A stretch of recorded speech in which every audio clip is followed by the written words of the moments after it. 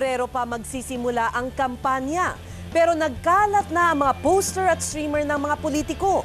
May ilang boto patrollers namang nangangampanya na huwag iboto ang maagang nanliligaw ng boto. Papunta pa lang ng sementeryo ng Karuhatan sa Valenzuela. Kaliwat kanan na ang mga streamer ng mga politiko. Nakasabit sa mga kawad ng kuryente. Kanya-kanyang mensahe para sa undas. Meron pang nagbigay ng paalala para maiwasan ang krimen. Tad-tad ang pader ng sementeryo. Pati gilid ng nicho, hindi pinatawad. Ang St. John Cemetery naman, entrance pa lang, puno na ng mga streamer. Pati mga tolda, may pangalan ng mga lokal na opisyal. Walang pinag-iba sa Baysa Cemetery at Bagbag Cemetery sa Novaliches, Quezon City. Sa Campo Santo de la Loma naman, halos matakpan na ang arko ng mga streamer ng mga politikong hinihikayat ang mga botanteng magparehistro at bumoto. Mayroon ding ipinagmamalaki ang kanilang lingkod na totoo.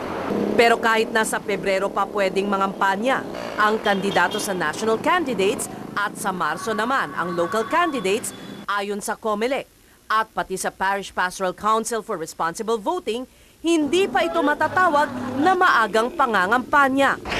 Ngayon, wala tayong masasabi dyan. Total, hindi naman sila kandidato. Ang premature campaign nagsisimula on December 1 or the day after or the day na nag-file ka ng Certificate of Candidacy. Pero para sa mga boto patroller na sina Albert Cano at Raymard Gutierrez, pang-aabuso ito. Kahit hindi po nila mismong direktang sinasabi na nangangampanya sila, pero nakikita naman po sa kahit po sa mga pangalan nila o kaya po sa mga style ng paggawa nila. Kaya kukontrahin ito ng mga boto patroller na sina Albert at Raymard ng sariling kampanya.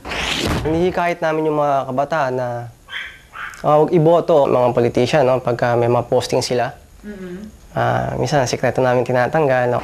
Dahil para sa kanila, dapat pantay-pantay ang laban ng mga kakandidato para makapamili ang publiko ng tunay na nararapat umupo sa pwesto. Narito naman ang ilang mensaheng